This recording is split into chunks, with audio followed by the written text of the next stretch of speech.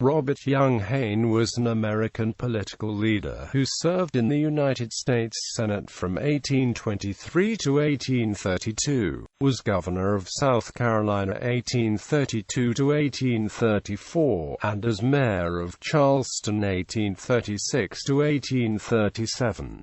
He was notable as a proponent of the states' rights doctrine, in collaboration with John C. Calhoun and James Hamilton, Jr. Early life and career. Robert Y. Hayne was born into a planter family in St. Paul Parish, Colleton District, South Carolina. He received a private education and studied law in the office of Langdon Chivers in Charleston. He was admitted to the bar in 1812, and practiced in Charleston. During the War of 1812 against Great Britain, he was a captain in the 3rd South Carolina Regiment, and he later served as the Quartermaster General of the state militia. A Democrat, he was a member of the South Carolina House of Representatives from 1814 to 1818, serving as Speaker of the House in 1818. Hayne was Attorney General of South Carolina from 1818 to 1822. In 1822, Hayne was elected by the legislature to the United States Senate. He was re-elected in 1828 and served from March 4, 1823, to December 13, 1832. From 1825 to 1832, he was chairman of the Senate Committee on Naval Affairs. In 1832, under James Hamilton, Jr., as governor, Hayne served as chairman of South Carolina's Nullification Convention. This advocated Hamilton's and Hayne's view that states could nullify federal laws with which they did not agree. 80% of its 162 delegates voted to nullify federal tariffs of 1828 and 1832, and for the Ordinance of Nullification. A temporary compromise was reached between the federal government and South Carolina in 1833. Hayne resigned from the Senate to accept election by the legislature as governor of South Carolina in 1832, serving one term into 1834. From 1836 to 1837 he served as mayor of Charleston.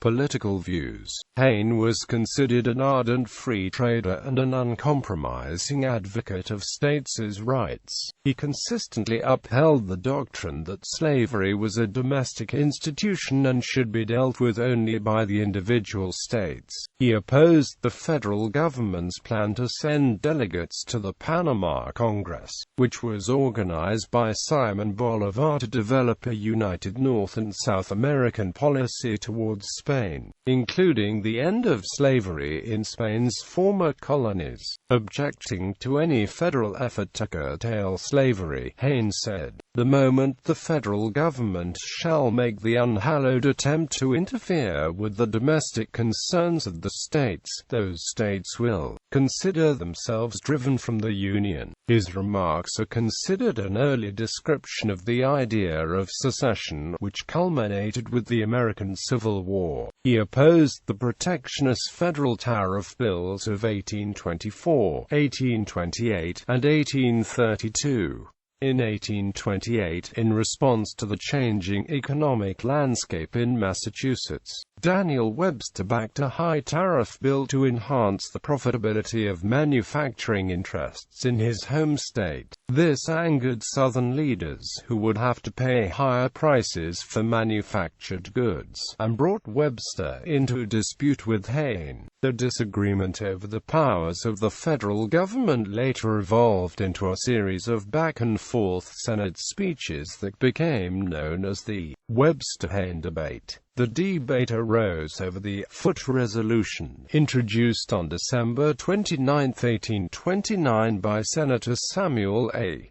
Foote of Connecticut. Foote's proposal called for a federal government study into restricting the sale of public lands to those lands already surveyed and available for sale, which would prevent states from conducting further land sales. Whether the federal government had the authority to take this action called into question the relationship between the powers of the federal government and the governments of the individual states. Hayne contended that the United States Constitution was only a compact between the national government and the states, and that any state could nullify any federal law which it considered to be in contradiction. Webster argued for the supremacy of the federal government and the Constitution, and against nullification and secession. He concluded his second reply to Hayne with the memorable phrase, "Liberty and union, now and forever, one and inseparable." Later career. Hayne was president of the Louisville, Cincinnati and Charleston Railroad from 1836 until his death. Family. Hayne's first wife was Frances Henrietta Pinckney. After her death, in 1820, he married Rebecca Bruton Alston. Her father, William Alston, gave her a lot on Lower King Street where Hayne built a house. It was held by the family until 1863. Death. Robert Young Hayne died at Asheville, North Carolina on September 24, 1839. He was buried at St. Michael's Churchyard in Charleston. Hayne's nephew, Paul Hamilton Hayne, was a poet. In 1878 he published a biography of Hayne.